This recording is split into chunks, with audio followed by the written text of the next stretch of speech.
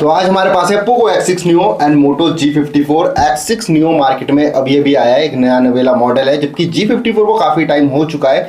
तो बताएंगे आपको इन दोनों फोन में से आपके लिए कौन सा फोन ज्यादा बेटर रहने वाला है। तो सबसे पहले दोनों फोन्स की डिजाइन की बात कर लेते हैं। तो दोनों ही फोन्स दिखने में तो काफी ज्यादा अच्छे लगते हैं। अगर मैं एक डिजाइन देख के चूज करने की बात करूं तो X6 Neo ज्यादा बेटर लगता है। 2.5 डिजाइन है, नीचे की तरफ एकदम मैट फिनिश है, ऊपर की तरफ थोड़ा सा ग्लॉसी सा आता है। ऊपर की तरफ आपको फिंगरप्रिंट्स मिल जाएंगे, नीचे की तरफ कोई फिंगरप्रिंट वाला इशू नहीं है। अगर मैं मोटो की बात करूं तो एकदम ये भी मैट फिनिश के साथ है, पर एक 3D डिजाइन है, बैक से थोड़ा सा कर्व दिखेगा आपको। बाकी दिखने में ये भी अच्छा लग रहा है, पर एक डिजाइन जो देखते ही पसंद आने वाला है वो आपको पोको X6 Neo का पसंद आने वाला है। बाकी दोनों में अगर बिल्ड क्वालिटी की बात हो तो बिल्ड क्वालिटी सेम है एग्जैक्ट। दोनों में प्लास्टिक बैक आ रही है, दोनों में प्लास्टिक फ्रेम है, उसमें कोई डिफरेंस नहीं है। अगर मैं दोनों की थिकनेस की बात करूं तो आपको पोको में मिलती है 7.69 mm की थिकनेस, जबकि मोटो में 8.8 mm की आती है। तो मोटो भी और थोड़ा सा मोटा भी है। बाकी अगर दोनों फोन्स की वेट की बात करूं तो आपका पोको का 175 ग्राम वेट आता है, जबकि मोटो का आपका 192 ग्राम वेट आता है। तो थोड़ा सा लाइट वेटेड मिलने वाला है आपको पोको X6 Neo, जबकि मोटो थोड़ा सा हैवी जरूर फील होगा, पर वो बैटरी का थोड़ा बहुत दोनों में डिफरेंस है, तो आपको थोड़ा ज़्यादा लाइट वेटेड मिलने वाला है पोको X6 Neo। बाकी अगर डिज़ाइन में नो डाउट एक चूज करना हो तो मेरे लिए पोको X6 Neo का डिज़ाइन ज़्यादा बेटर है। बाकी आपका पोको X6 Neo का जो डिज़ाइन है IP54 रेटिंग के साथ आता है, जबकि आपका मोटो IP52 रेटिंग के साथ आता है। बाकी अगर मैं दोनों फोन्स की सिम कार्ड ट्रे की बात करूं तो पोको X6 Neo में आपको एक हाइब्रिड सिम कार्ड ट्रे देखने को मिलती है। अगर मैं बात करूं मोटो की तो मोटो में भी आपको सेम एक हाइब्रिड सिम कार्ड ट्रे मिल रही है। तो दोनों में हाइब्रिड सिम कार्ड ट्रे है, उसमें कोई डिफरेंस नहीं है। बाकी एक बात अच्छी है, दोनों में आपको 3.5 mm जैक देखने के लिए मिल जाएगा। आपका पोको का ऊपर की तरफ आता है, जबकि मोटो का आपको नीचे की तरफ 3.5 mm जैक देखने के लिए मिल जाता है। बाकी पोको में एक एडवांटेज और है, आपको आयर ब्लास्टर देखने को मिल जाता है, जो कि मोटो में नहीं आता है। तो ओवरऑल आपको अगर सब चीज़ में से एक फ़ोन चूज़ करना हो तो आपको पोको में काफ़ी चीज़ें अच्छी मिल जाती है। आपको आयर ब्लास्टर भी मिल जाता है, IP54 रेटिंग है, साथ में डिज़ाइन भी ज़्यादा अट्रैक्टिव है। दोनों ही फोन्स में आपको साइड माउंटेड फिंगरप्रिंट सेंसर मिलता है, जो कि काफ़ी ज़्यादा प्रॉपर्ली वर्क करता है। जितनी बार भी हमने अनलॉक करा दोनों काफ़ी प्रॉपर्ली हो रहे थे और दोनों में ऐसी कोई दिक्कत मुझे देखने के लिए नहीं मिली। तो फिंगरप्रिंट वाला इशू दोनों ही फोन्स में नहीं है, दोनों में काफ़ी प्रॉपर्ली वर्क करता है। अब दोनों ही फोन्स की डिस्प्ले की बात कर लेते हैं। तो पोको में आपको 6.67 इंच की एमोलेड डिस्प्ले देखने के लिए मिलती है, जो कि एक FHD प्लस डिस्प्ले है। अगर मोटो की बात करूं तो 6.5 इंच की IPS LCD FHD plus display आपको इसमें देखने को मिलती है। बाकी दोनों ही फोन्स में आपको 120 हर्ट्ज का एक अल्ट्रा हाई रिफ्रेश रेट भी देखने को मिल जाता है। साथ में दोनों की पीक ब्राइटनेस की बात करूं तो पोको में आपको 1000 नीट्स की पीक ब्राइटनेस मिल रही है, जबकि पोको में 560 नीट्स की पीक ब्राइटनेस आती है। साथ में प्रोटेक्शन की बात कर लेते हैं तो पोको में आपको कॉर्निंग गोरिल्ला ग्लास 5 का प्रोटेक्शन मिलता है, जबकि मोटो में आपको पांडा ग्लास का प्रोटेक्शन मिलता है। बाकी दोनों फोन्स की डिस्प्ले की और बात करूं तो दोनों अगर 120 हर्ट्ज की बात हो तो काफी स्मूथली वर्क करता है। दोनों में ऐसी कोई इशू मुझे देखने के लिए नहीं मिलता है, क्योंकि दोनों 120 हर्ट्ज पे मैक्सिमम ऐप्स में सपोर्ट कर जाते हैं और दोनों में 120 हर्ट्ज काफी प्रॉपर्ली वर्क कर रहा था। तो रिफ्रेश रेट को लेके दोनों में ऐसे कोई दिक्कत नहीं है, मतलब कि हर ऐप में आप देखोगे कि 120 हर्ट्ज आपको देखने के लिए मिल जाएगा। बाकी आउटडोर की बात करूं तो नो डाउट कि आपको पोको X6 Neo में ज़्यादा ब्राइटर डिस्प्ले मिलती है, तो आउटडोर में काफ़ी ब्राइटर रहता है। और जो एक्सपीरियंस था मेरा ज़्यादा बेटर रहा पोको X6 Neo के साथ। तो एक एमोलेड डिस्प्ले मिल रही है, तो कहीं ना कहीं एक एडवांटेज मिल जाती है कि आपको अगर डायरेक्ट सनलाइट में भी हो तो ज़्यादा एक ब्राइटर डिस्प्ले आपको पोको X6 Neo में देखने के लिए मिलती है। अब दोनों ही फोन्स के मल्टीमीडिया एक्सपीरियंस की बात करूँ तो दोनों में अगर आप मूवीज़ देखोगे, वीडियोस देखोगे तो ज़्यादा बेटर एक्सपीरियंस आपका कहीं ना कहीं पोको X6 Neo के साथ आने वाला है। जो आपका एमोलेड डिस्प्ले है, थोड़े पंची कलर आता है जो दिखने में ज़्यादा अट्रैक्टिव भी लगता है, तो काफ़ी अच्छा एक्सपीरियंस रहता है। जो डिफरेंस है एक IPS और एक एमोलेड के बीच में वो ईजिली फील हो जाता है। तो मेरे हिसाब से ये एडवांटेज आपको पोको X6 Neo के साथ देखने के लिए मिल जाती है कि जो आपका आप अगर वीडियोस देखोगे या कोई भी कंटेंट वॉच करोगे तो ज़्यादा बेटर एक्सपीरियंस आपका पोको X6 Neo के साथ रहने वाला है। बाकी अगर आप YouTube पे वीडियोस वॉच करते हो तो एक एडवांटेज आपको जो मोटो में देखने के लिए मिलती है कि आपका 4K HDR तक वीडियो सपोर्ट करता है, जबकि आपका पोको X6 Neo सिर्फ 1440p तक ही वीडियोस को सपोर्ट करता है। तो इसमें ना 4K है ना HDR है, तो YouTube में आपको 4K और HDR दोनों ही नहीं मिलता पोको X6 Neo में, जबकि ये दोनों चीज़ आपको मोटो में देखने के लिए मिल जाती है। तो एक एडवांटेज मिल जाती है आपको मोटो के साथ। बाकी दोनों के साथ अगर एक्सपीरियंस की बात करूँ, चाहे 4K पे प्ले नहीं भी हो रहा है तब भी जो एक्सपीरियंस था वो मेरा ज़्यादा बेटर था आपका पोको X6 Neo के साथ। तो ओवरऑल एक एमोलेड डिस्प्ले का एक एडवांटेज तो मिल ही जाता है कि काफ़ी बेटर एक्सपीरियंस हो जाता है। तो अगर जितनी भी मैंने कंपेयर करा, जो भी चीज़ें देखी, तो मेरे हिसाब से पोको X6 Neo की डिस्प्ले आपको एक ज़्यादा बेटर डील मिलने वाली है इस प्राइसिंग में। बाकी हाँ, आपको दोनों ही फोन में वाइड वाइन L1 का सपोर्ट देखने के लिए मिल जाए, तो आप HD कंटेंट नेटफ्लिक्स या अमेजॉन प्राइम में वॉच कर सकते हो, उसमें कोई दिक्कत नहीं है दोनों ही फोन्स में। अब दोनों ही फोन्स की परफॉर्मेंस की बात कर लेते हैं। तो दोनों ही फोन्स में दो ही वेरिएंट आते हैं, वो बिल्कुल सेम है। दोनों में आपको 8/128 मिलता है, दोनों में 12/256 GB मिलता है। बाकी दोनों ही फोन्स में आपको LPDDR4X रैम मिलती है, दोनों में UFS 2.2 मिलता है, तो उसमें कोई डिफरेंस नहीं है। साथ में दोनों फोन्स के प्रोसेसर की बात कर लेता हूं, तो पोको में मिलता है आपको MediaTek Dimensity 6080, जबकि मोटो में मिलता है MediaTek Dimensity 7020। बाकी दोनों ही 6nm फैब्रिकेशन पे है, दोनों का आपने AnTuTu स्कोर से पहले रन करा, जो डिफरेंस है वो देखने के लिए मिल जाता है। आपका जो पोको का स्कोर निकलता है 4,38,000 के आसपास निकलता है, जबकि मोटो का 4,74,000 के आसपास निकलता है। तो जो स्कोर है उसमें थोड़ा बहुत डिफरेंस देखने के लिए मिल जाता है। पर अगर रियल लाइफ की बात करूं तो जितना भी यूज़ करा मैंने दोनों में ही, मतलब कि जो ऐप ओपनिंग है लगभग सिमिलर टाइम पे है, और दोनों में जितना भी यूज़ करा मैंने तो डे टू डे में दोनों काफ़ी स्मूथली चलता है। दोनों में ऐसी कोई दिक्कत आपको फील नहीं होगी। तो जितना भी यूज़ करा वैसे अगर आप ऑन पेपर देखो तो 7020 6080 आपको पोको में मिल रहा है, 7020 आपको मिल रहा है मोटो में।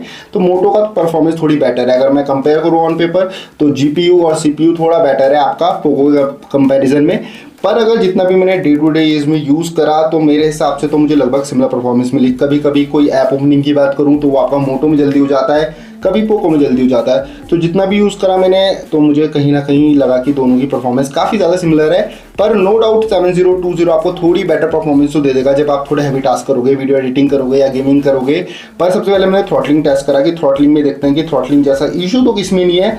पर सबसे पहले मैंने जब पोको में करा तो उसका 95 स्कोर निकल के आया, जो कि काफ़ी ज़्यादा अच्छा है, एकदम ग्रीन ग्राफ था। जबकि मोटो भी का भी स्कोर काफ़ी अच्छा निकलता, पर लास्ट में जाके इसका 83 स्कोर निकला, क्योंकि लास्ट में आप देख सकते हो कि एकदम नीचे चल गया ग्राफ। तो जबकि पोको में एकदम सेम है। तो ये चीज़ देखने के लिए मिलेगी कि थोड़ी बहुत परफॉर्मेंस आपकी टाइम के साथ डाउन हो सकती है मोटो में। तो मेरे हिसाब से अगर थ्रॉटलिंग की बात करूं तो ज़्यादा बेटर स्कोर निकलते हैं आपके पोको के। साथ में थ्रॉटलिंग के टाइम पे जो हीटिंग इशू था मुझे दोनों में हल्का फुल्का देखने के लिए मिलता है, मतलब दोनों ही हल्के फुल्के गर्म हो जाते हैं, ज़्यादा नहीं है, मतलब कि इतनी भी कोई दिक्कत नहीं होने वाली है, पर दोनों हल्के फुल्के ज़रूर होते हैं। बाकी अगर बैटरी की बात करो थ्रॉटलिंग के समय पर थोड़ी ज़्यादा बैटरी ड्रेन हुई है आपकी मोटो की ज़्यादा, ये मैंने नोटिस करा पोको के कंपेरिजन में। बाकी अगर दोनों में अगर आपको वीडियो एडिटिंग करनी है तो अगर काइनमास्टर यूज करते हो तो दोनों में ही 1440p तक वीडियोस को एक्सपोर्ट कर सकते हो, मतलब QHD तक दोनों में एक्सपोर्ट करने का ऑप्शन आता है दोनों में ही काइनमास्टर पे। दोनों में 4K नहीं आता है, तो आपको मैक्सिमम 1440p तक वीडियोस एक्सपोर्ट देखने को मिल जाएगी काइनमास्टर पे। बाकी अगर दोनों की गेमिंग की बात करूँ तो BGMI तो सब खेलने वाले हैं, और जो BGMI की बात करता हूँ पोको में सबसे पहले, तो आप स्मूथ प्लस अल्ट्रा तक खेल सकते हो। तो एक्सपीरियंस मेरा ठीक ठाक था, इसके साथ डिसेंट एक्सपीरियंस था जितनी देर भी गेमिंग करी। अगर ज़ायरो की बात करूँ तो कोई दिक्कत नहीं लगी, इतना भी ज़्यादा डिले नहीं है या इतना भी ज़्यादा अच्छा नहीं है, मतलब एक डिसेंट सा ज़ायरो एक्सपीरियंस था मेरा इसके साथ। और जितनी भी देर गेमिंग करी ज़्यादा मुझे लैग्स भी देखने के लिए नहीं मिले और हीटिंग इशू भी इतने ज़्यादा नहीं थे। तो मेरे हिसाब से अगर आपको गेमिंग करनी है तो BGMI आप पोको X6 Neo के साथ अच्छा कर सकते हो, और जिस प्राइसिंग में ये फ़ोन है तो ठीक ठाक सा एक्सपीरियंस रहने वाला है। अगर मोटो की बात करूँ तो उसमें भी सेम स्मूथ प्लस अल्ट्रा तक जा सकते हो, और ज़ायरो इसका भी बहुत डिसेंट वर्क करता है, तो उसमें भी ऐसी कोई दिक्कत फील नहीं हुई मुझे। पर जितनी भी देर गेमिंग करी मुझे थोड़ा ज़्यादा हीटिंग इशू मिला अगर पोको से कंपेयर करूँ तो। बाकी मेरे हिसाब से अगर दोनों में आपको परफॉर्मेंस बेटर चाहिए ना, तो बेटर परफॉर्मेंस नो डाउट फ़र्क जो है वो है, तो आपको बेटर परफॉर्मेंस मोटो में मिलने वाली है नो डाउट। पर पोको में यार एक चीज़ अच्छी लगी मुझे, कोई थ्रॉटलिंग जैसा इशू नहीं है, हीटिंग इशू भी थोड़े कम मिलते हैं मोटो के कंपैरिजन में, तो वो आप चूज़ कर सकते हो। तो परफॉर्मेंस अगर ज़्यादा अच्छी चाहिए और मतलब कि पोको से थोड़ी बेटर चाहिए तो नो डाउट आपको मोटो में देखने के लिए मिल जाएगी। तो परफॉर्मेंस के लिए मोटो थोड़ा बेटर है, पर मुझे ज़्यादा एक कॉम्पैक्ट फ़ोन जिसमें आपको थ्रॉटलिंग भी कम मिलती है, हीटिंग इशू कम मिलता है, वो आपका पोको है। अब दोनों ही फोन्स की नेटवर्क एंड कनेक्टिविटी की बात करूँ तो दोनों में ही आपको डुअल मोड 5G का सपोर्ट देखने के लिए मिल जाता है। पोको में आपको 7 5G बैंड्स देखने के लिए मिलता है, जबकि मोटो में 14 5G बैंड्स आते हैं, ऑलमोस्ट डबल आते हैं पोको से। पर जो 7 5G बैंड्स आपको पोको में मिल रहे हैं ना, उसमें भी कोई दिक्कत नहीं है, जितने होने चाहिए वो सब है इसमें। तो दोनों में हमने जियो एयरटेल यूज़ करा तो कोई ऐसी दिक्कत फील नहीं हुई, दोनों में नेटवर्क कनेक्टिविटी की कोई दिक्कत ऐसी नहीं है। बाकी दोनों में आपको ब्लूटूथ 5.3 देखने को मिलता है और वाईफाई 5 आता है दोनों में ही। बाकी मेरे हिसाब से ऑलमोस्ट चीज़ें दोनों में सेम है, पर दोनों में NFC का सपोर्ट आपको देखने के लिए नहीं मिलता। पर जो चीज़ आती है दोनों में वो है कि FM रेडियो आपको दोनों ही फोन्स में देखने के लिए मिल जाएगा।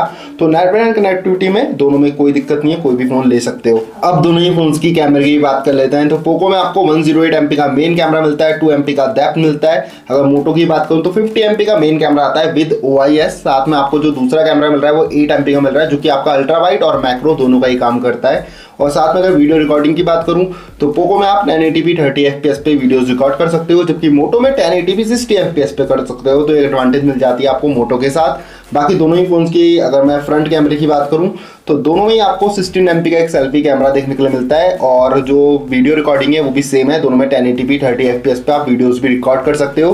बाकी दोनों फोन के कुछ कैमरा सैंपल्स और वीडियोस की भी बात कर लेते हैं। तो दोनों ही फोटोज में आपको कलर कॉन्ट्रास्ट का डिफरेंस देखने को मिलता है। आप स्काई की तरफ दे सकते हैं, थोड़े ज्यादा कलर ना बूस्ट हो जाते हैं आपका मोटो में, और डायरेक्शनल लाइट में पर पोको काफी स्ट्रगल करता है, बिल्कुल काम खराब कर देता है, जबकि मोटो काफी अच्छी फोटोज क्लिक कर पाता है डायरेक्ट सनलाइट में भी। साथ में एक चीज और है कि थोड़ी वाइट बैलेंस की भी दिक्कत दिखी मुझे पोको X6 Neo में, जबकि मोटो काफी अच्छी फोटोज ले पाता है और डिटेल्स भी काफी अच्छी आ जाती हैं, शैडोज को भी अच्छे से एक्सपोज कर पाता है। तो जितनी भी मैंने फोटोज देखी कहीं ना कहीं मोटो की फोटो में यह है कि थोड़े कलर बूस्ट हो रहे हैं, आई प्लीजिंग लग रहे हैं, पर यह है कि डिटेल्स भी ज़्यादा बेटर है। साथ में आप बैकग्राउंड में स्काई की तरफ देखो कि कलर मेंटेन है, आपका पोको में बिल्कुल ब्लोन आउट हो गया है, तो वो थोड़ी सी दिक्कत लगी मुझे पोको के साथ। बाकी जितनी भी फोटोज मैंने देखी मुझे ज़्यादा बेटर फोटोज मोटो में देखने के लिए मिलती है। साथ में अगर आप वाइड एंगल की बात करूँ तो वो सिर्फ आपको मोटो में मिलता है, तो वाइड एंगल के 8 MP के कैमरे से लिए तो डिटेल्स काफ़ी ज़्यादा डिसेंट आ जाती है, इतनी खास डिटेल्स आपको देखने के लिए नहीं मिलती है। और मैक्रो भी आता है, वो जो 8 MP का मैक्रो का भी वर्क करता है, तो इसमें भी डिटेल्स आपको काफ़ी डिसेंट मिलेगी। तो मैक्रो शॉट भी आप काम चलाऊ ले सकते हो, इतना खास एक्सपीरियंस नहीं रहने वाला है। बाकी नाइट मोड में आ जाऊँ तो दोनों में जो आपको डिफरेंस मिलता है ना कि दोनों काफ़ी अच्छे से नाइट मोड में तो वर्क करते हैं, पर जो ज़्यादा नॉइस कम देखने के लिए मिलती है वो आपको मोटो में देखने के लिए मिलती है। तो पोको से थोड़ी बेटर फोटोज आप मोटो में ले सकते हो, थोड़ी ज़्यादा ब्राइटर भी आती है और काफ़ी अच्छी डिटेल्स भी देखने के लिए मिल जाती है। तो मेरे हिसाब से नाइट मोड भी आपका मोटो का बेटर है। फ्रंट कैमरे की बात करूँ तो दोनों में काफ़ी ज़्यादा सिमिलर सी फोटोज निकल के आ जाती है, डिटेल्स भी मुझे काफ़ी ज़्यादा सिमिलर लगी, कलर भी काफ़ी ज़्यादा सिमिलर आ जाते हैं, पर जैसे ही पोर्ट्रेट शॉट में जाते हैं थोड़ी मुझे बेटर फोटोज मोटो में देखने के लिए मिल जाती है, क्योंकि जो बैकग्राउंड में ब्लर भी है वो थोड़ा ज़्यादा अच्छा लग रहा है दिखने में, तो मुझे इस चीज़ में मोटो थोड़ा बेटर लगा। बाकी फ्रंट अगर रिकॉर्डिंग की बात करूँ दोनों ही 1080p 30 FPS पे रिकॉर्ड करते हैं, उसमें कोई डिफरेंस नहीं है, और दोनों में आप देख सकते हो काफ़ी ज़्यादा सिमिलर सी वीडियोस रिकॉर्ड करते हैं, और दोनों में मतलब स्टेबल के लिए तो ऐसा कोई मोड नहीं दिया है, एक्सपोजर दोनों काफ़ी अच्छे से मैनेज कर पाते हैं। तो फ्रंट से मैं कैमरे की बात करूँ या वीडियोज़ की बात करूँ मुझे इतना भी कुछ खास डिफरेंस फील नहीं हुआ दोनों ही फोन में। तो फ्रंट के लिए ना आप कोई भी फ़ोन ले सकते हो दोनों में से, क्योंकि दोनों में काफ़ी ज़्यादा सिमिलर सी वीडियोज़ और फोटोज़ आ जाती हैं। बाकी रियर कैमरे की बात करूँ तो वीडियोज़ आप जो रिकॉर्ड कर सकते हो, एक में 1080p 30 FPS, एक में 1080p 60 FPS जो कि मोटो में है, और मोटो में OIS भी दिया है। तो मोटो में ना जो रियर कैमरे से आप रिकॉर्डिंग करते हो ज़्यादा स्टेबल भी लगती है, इवन मुझे डिटेल्स भी ज़्यादा अच्छी देखने को मिलती है। तो अगर रियर कैमरे से आपको वीडियोस रिकॉर्ड करनी है तो नो डाउट आपका मोटो कहीं ना कहीं ज़्यादा बेटर है। अब दोनों ही फोन्स की ऑडियो सुन लेते हैं, किस फोन की ऑडियो ज़्यादा बेटर है। पहले पोको की ऑडियो सुन लेते हैं।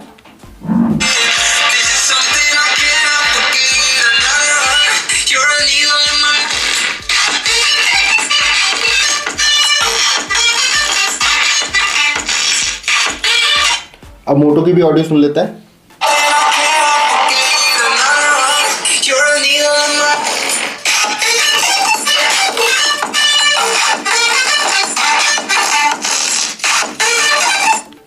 तो पोको में आपको एक मोनो स्पीकर मिलता है, एक सिंगल स्पीकर मिलता है, जबकि आपको जो मोटो है उसमें डुअल स्टूडियो स्पीकर मिलता है। पर एक बात जो अच्छी है, दोनों में आपको डॉल्बी एटमॉस का सपोर्ट देखने के लिए मिल जाएगा। तो ऑडियो में बात करूँ लाउड तो दोनों की है, इसमें सिंगल स्पीकर है पोको में, तब भी ऑडियो काफ़ी लाउड है। इसमें आपका डुअल स्टूडियो स्पीकर है तो ऑडियो कहीं ना कहीं 19-20 का फर्क है, तो थोड़ी ज़्यादा लाउड है आपका पोको से।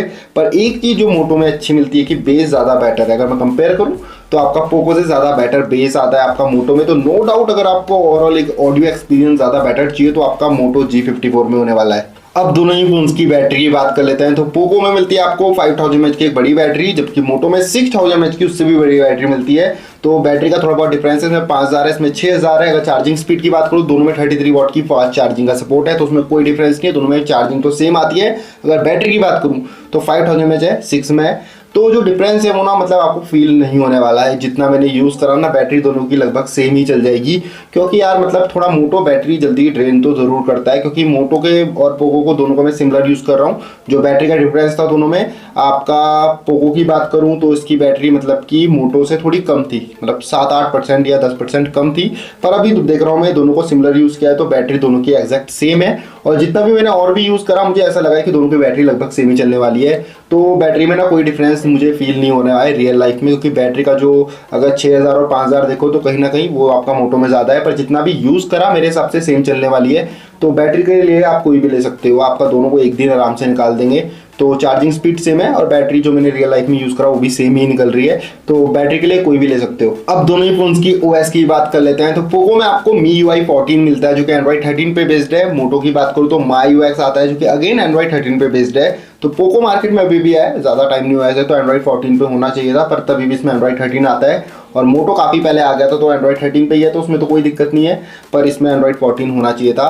बाकी अगर फ्यूचर अपग्रेड की बात करूँ तो उसमें आपको 2 OS अपग्रेड मिलने वाली है, मतलब ये 13 पे है तो 14 और 15 हो जाएगा आपका पोको, जबकि मोटो में एक ही मिलने वाली है। फ्यूचर में आपको OS की जो अपग्रेड मिलने वाली है तो ये आपका एंड्रॉइड 14 तक ही जाएगा, अभी 13 है 14 हो जाएगा। बाकी इसमें 4 सिक्योरिटी अपडेट मिलेंगे आपको पोको में, जबकि मोटो में आपको 3 सिक्योरिटी अपडेट्स मिलेंगे। तो बाकी अगर मैं वो एक्सपीरियंस की बात करूँ ना, तो आपको ज़्यादा बेटर एक्सपीरियंस जो मुझे क्लीन OS मिलने वाला है वो मोटो में मिलने वाला है।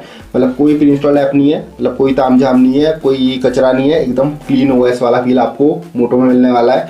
तो क्लीन OS के आपको ज़्यादा बेटर लगता है ना मेरी तरह, तो आपको वो एक्सपीरियंस मोटो के साथ ही होने वाला है। पोको की बात करूँ तो ब्लॉटवेयर भर भर के हैं जिन्हें आप इंस्टॉल कर सकते हो। साथ में ये जो हॉट गेम्स भी हैं इनके काफ़ी ज़्यादा गेम्स भी काफ़ी ज़्यादा आ चुके हैं, इसमें और ज़्यादा आ चुके हैं, तो ये चीज़ थोड़ी कम होनी चाहिए। पर एक चीज़ अच्छी है कि डायरेक्टली ऐप शेयर कर सकते हो आप पोको में, तो ये चीज़ मुझे थोड़ी अच्छी लगती है, क्योंकि कोई भी ऐप को आप बाहर से डायरेक्टली शेयर कर लो, कोई थर्ड पार्टी एप्लीकेशन की ज़रूरत नहीं है, जो कि आपका मोटो में देखने के लिए मिलता है। मोटो में मोटो सिक्योर का ऑप्शन आता है जिसमें प्राइवेसी रिलेटेड अच्छे ऑप्शन है कि आप कोई भी फाइल अपनी सिक्योर कर सकते हो। साथ में जेस्चर्स आ जाते हैं, तो ये फ्लैश लाइट ऑन कर सकते हो आप, तो जेस्चर्स भी हैं इसमें। साथ में दोनों में कुछ चीज़ें अच्छी मिल जाती है, इसमें भी आपको प्राइवेसी के अच्छे ऑप्शन मिल जाते हैं, कोई भी प्राइवेट फाइल सेव कर सकते हो अपनी, तो दोनों में अच्छे ऑप्शंस हैं। पर एक क्लीन OS वाला फील चाहिए तो आपका मोटो में ही मिलने वाला है, तो मेरे लिए तो मोटो OS के लिए ज़्यादा बेटर है। तो फाइनली आपको इन दोनों फोन में से कौन सा फ़ोन परचेज करना चाहिए, सबसे पहले जो ज़रूरी है वो है प्राइसिंग, क्योंकि 12GB वेरिएंट्स हैं दोनों ही। अगर मैं पोको की इसकी बात करूँ तो उसका 12GB आपका 18,000 रुपये का है, कार्ड डिस्काउंट करा के 17,000 रुपये का मिलेगा। अगर मैं मोटो की बात करूँ इसकी प्राइसिंग निकलने वाली है आपकी जो फ्लैट है वो 16,000 रुपये है, तो इसका 12GB 16,000 का, इसका 17 का है। 1,000 रुपये का जो डिफरेंस है उसमें आपको लेना चाहिए नहीं लेना चाहिए, तो मेरे हिसाब से जो आपको 1,000 रुपये में चीज़ें मिलेगी ना, वो एक एमोलेड डिस्प्ले मिलेगी जो कि एक अच्छी बात है। साथ में आपको एक डिज़ाइन थोड़ा ज़्यादा बेटर मिलेगा, तो काफ़ी अट्रैक्टिव भी लगता है। तो और जो अगर आपको मोटो की बात करूँ तो एक चीज़ तो इसमें सबसे ज़्यादा अच्छी है वो है कैमरा नो डाउट आपका इसका बहुत अच्छा है। अगर मैं पोको से भी कंपेयर करूँ ना तो इससे बेटर कैमरा मिलता है आपको मोटो में। तो मोटो को मैं भी कैमरे में जितनी भी इस प्राइसिंग के फ़ोन आते हैं ना, मुझे इस मोटो G54 का कैमरा सबसे अच्छा लगता है। थोड़े कलर कॉन्ट्रास्टी ज़रूर हो जाते हैं, बूस्ट हो जाते हैं मतलब, पर अच्छा है इसका कैमरा। तो मेरे हिसाब से आपको अगर दोनों में से एक फ़ोन लेना है तो एक कंप्लीट पैकेज, अगर कैमरा लेना है तो नो डाउट मोटो की तरफ चल जाओ, आपको कैमरा बेटर ही चाहिए तो, क्योंकि 1080p 60 FPS पे भी रिकॉर्डिंग करता है रियर से, और कैमरा भी थोड़ा बेटर है, फोटोज़ भी अच्छी लेता है, वीडियोज़ भी ज़्यादा स्टेबल रहती है, OIS का भी सपोर्ट है। तो नो डाउट कैमरे के लिए तो ये है, पर एक कंप्लीट पैकेज चाहिए तो उसके लिए पोको X6 Neo काफ़ी अच्छी डील होने वाली है, क्योंकि काफ़ी चीज़ें अच्छी मिलेगी, चाहे वो डिस्प्ले हो, स्क्रीन साइज थोड़ा बड़ा है, डिज़ाइन थोड़ा अच्छा है। तो मेरे हिसाब से एक कंप्लीट पैकेज आपका पोको X6 Neo रहने वाला है। बाकी अगर आपको ये वीडियो पसंद आई हो तो चैनल को सब्सक्राइब कर सकते हो, वीडियो को लाइक कर सकते हो और बेल आइकन जरूर प्रेस कर सकते हो।